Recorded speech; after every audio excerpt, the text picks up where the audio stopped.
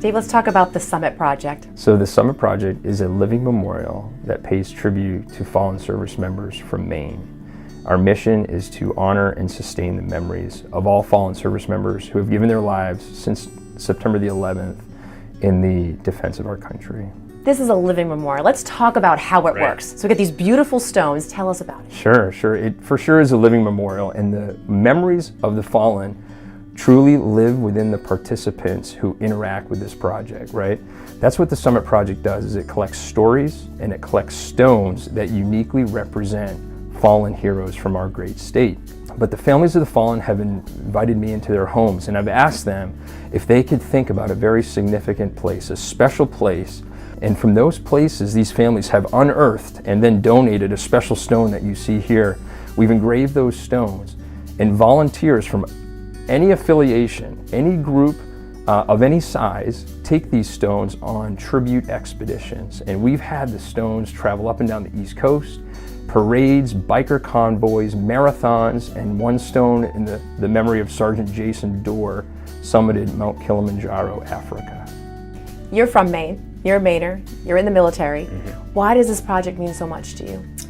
I would say two reasons, Shannon. Number one, we come from a state that has produced so many veterans. We are near the very, very top in terms of the percent of our adult population who has served in uniform. Such tremendous patriotism from our state, men and women who have left their jobs, their families, their futures to serve a higher calling, to put on the uniform voluntarily, and with hopes of someday returning back to Maine. You know, there was a story that I grew up with that I had said I wanted to be a Marine, and from the age of 3. When I went to the Gulf, Josh was about 3 at the time, and Josh made it very well known then that he wanted to be in the Corps, but he didn't understand, you know, any of the differentiations between the services. All he knew was what it kind of represented. So he made it known at that age that he wanted to be a saver lifer. So.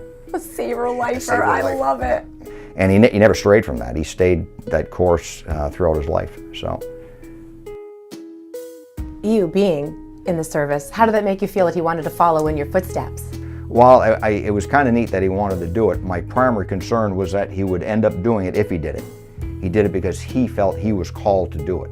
The last thing in the world I wanted him to do was to do it because Dad had done it. And I just wanted to make sure it was his. And it was. And it was. What about this project, the Summit Project? What does it mean to you? The people who literally place it on the line are the guys in the military service.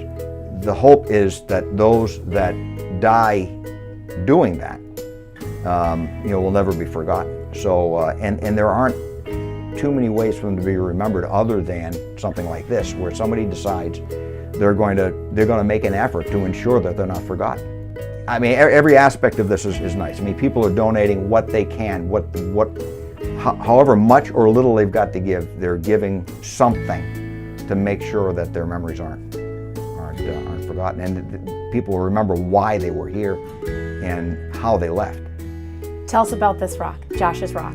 There's it's actually a ditch, but by strict definition, as soon as ditches get sort of a gravelly bottom, they become streams. And the kids would play there all the time, Katie and Josh, and they would go out there and they'd make their forts in the woods and kind of thing. And so they were hopping and skipping across that water all the time, and all of their better memories are around that stream. So when Dave asked about locating a rock, all of us kind of, we've got to go to the stream. So we went to the stream, and I don't think it took 3 or 4 minutes, and we grabbed that rock and it was done.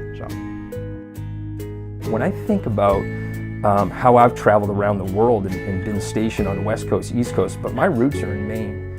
And when I think about what it means to be a Mainer, I think about being down to earth, salt of the earth. I think about being grounded. I think about how we have to use the earth and the soil and the environment and our resources responsibly, right? And we have a great state with so many tremendous natural resources. We got to take care of those things. And those rocks really signify something that is durable, something that we are going to leave an indelible mark on when we engrave those stones. we understand that we have a duty and a responsibility to take care of one another, to lift each other up, both figuratively and with this project, literally lift each other up and serve a higher purpose.